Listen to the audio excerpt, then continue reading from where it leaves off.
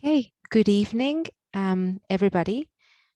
Today, I want to talk to you about a subject that is actually very close to my heart, and that is dog agility.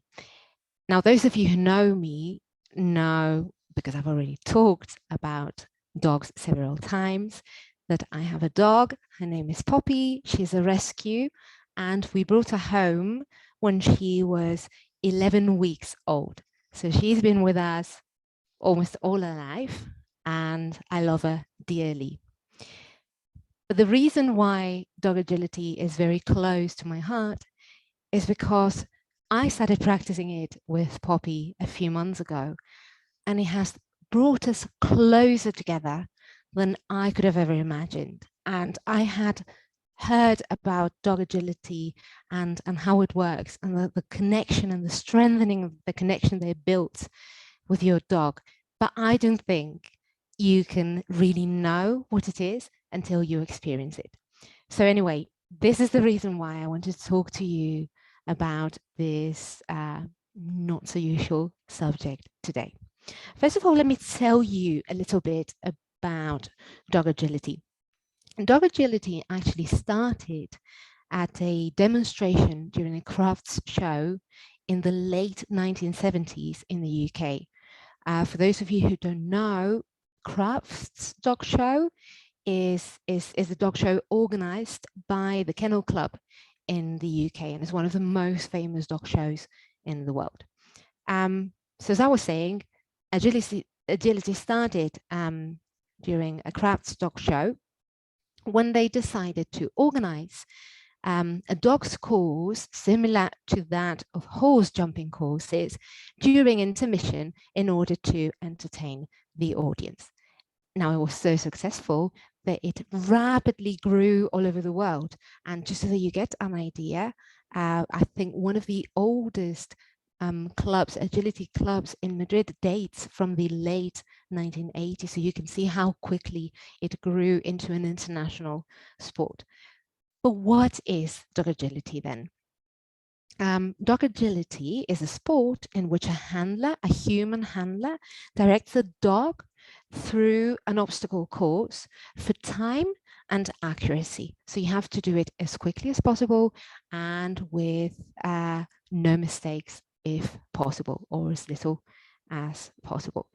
The course is comprised or formed by obstacles that have been laid out by a judge, and the judge can decide how they are organized and the whole functioning of the course at their discretion.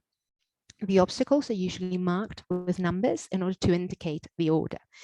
Now, the thing about this sport is that the courses are complicated enough for dogs not to be able to do them alone. They always need a handler, and this is where the special connection is created. You need to work together with your dog. You cannot do it alone, especially not at that speed, and your dog cannot do it without you either. So it's a true teamwork between human and dog. And in fact, the courses are usually so complicated that handlers are given some time to assess the course and think about strategies to do them in as little time as possible. Now, the time allowed for handlers to inspect or assess the course might range from 5 to even 25 minutes. So that is how complicated it is. Now, I told you that the courses are made of obstacles. I'm going to tell you a little bit about the different types of obstacles that you can find. We have 4 different types. We have contact obstacles, tunnels, jumps, and then a miscellaneous category. Now, contact obstacles are called like that because the dog, the paws of the dog are actually in contact with the surface when they do these obstacles. And also they have an added difficulty, which is usually there are 2 points at the beginning and at the end marked by a different color where the dog needs to rest for just a second, but enough to be counted as contact. Now, some examples of contact obstacles are the A-frame. which is 2 ramps that meet in the middle, forming an A shape. And the dog has to go up and down the A frame. We also have the dog walk, which is an elevated plank with ascending and descending ramps at each end. And we also have the seesaw. And the seesaw, the dog has to walk the length of the plank, with the added difficulty that obviously as it moves, the seesaw goes down.